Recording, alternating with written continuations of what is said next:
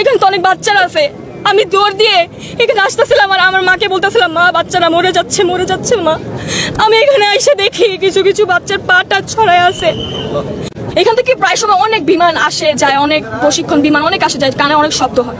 তো কালকে যখন এখানে জিনিসটা আসছিল, এত জোরে সাউন্ড আপনারা জাস্ট কল্পনা করতে পারবেন না, মানুষের কানের পর্দা ফেটে যাচ্ছিল। জিনিসটা আমি জাস্ট 5 সেকেন্ডের মধ্যে দেখি এখানে এসে পড়ছে। আমি জাস্ট কল্পনা আমি জাস্ট বুঝতেছিলাম না যে আমার কলেজটা হচ্ছে কি। হঠাৎ করে দেখি বাচ্চাদের কলেজটা ফেটে, আগুন ফেটে এই উপরে উঠে আসছে। আমি বলতেছি এখানে তো অনেক বাচ্চারা আছে, আমি দৌড় দিয়ে এখানে আসতেছিলাম আর আমার মাকে বলতেছিলাম, মা বাচ্চারা মরে যাচ্ছে মা।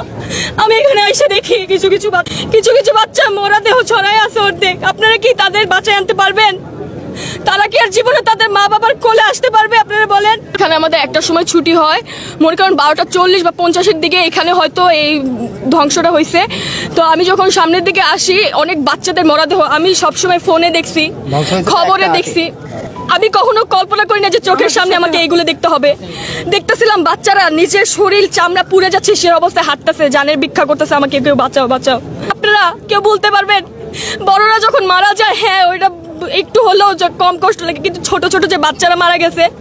কিন্তু আপনারাও জানেন যে বিমান যে ধ্বংস হয়েছে তার ভিতরে কত ধরনের ইঞ্জিন থাকে, কত কেমিক্যাল বা অনেক পুরাতন, প্লাস কত ধরনের ইঞ্জিন বা কত কিছু থাকে, আপনারাও জানেন, তাই না? এইটা যে ধ্বংস হয়েছে এখানে পড়ছে, এটা স্বাভাবিক ছিল না। এইটা চারদিকে ছড়ে পড়ছে।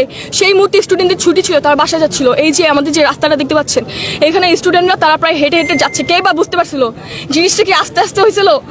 সাথে 2 মিনিট আগেও যেখানে বাচ্চারা ভাবছিল যে আমি বাসায় যাবো, আম্মুর সাথে দেখা করবো বা আব্বুর সাথে দেখা করবো, বাসায় যাবো, আমার পড়া আছে বা এরকম কিছু, সেই মুহূর্তে 2টা সেকেন্ডও লাগে নাই বাচ্চাদের জানগুলো যেতে। কেন এগুলো প্রশিক্ষণ দেওয়া হয়? কোন দেশে বসবাস করছি আমি? কালকে কার ব্লেম দিব আমি বুঝতে পারতেছিলাম না। যে ছড়াচ্ছেন এটা 2013 সালের বিমান, আসলে সেটা না, সেটা হচ্ছে 1966 সালের বিমান।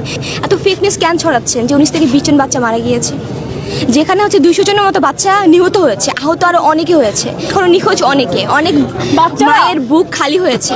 সেটাই উত্তর কি আপনি দিতে পারবেন? 20 সালে 5ই আগস্ট আমরা স্বাধীন হয়েছি, আমরা কি এদের জন্য আন্দোলন করেছিলাম যে যেখানে বাচ্চাদের সেফটি? সরকার চেঞ্জ হয়েছিল, এগুলোর জন্য আমরা বলতে পারবেন সরকার কেন চেঞ্জ হয়েছে?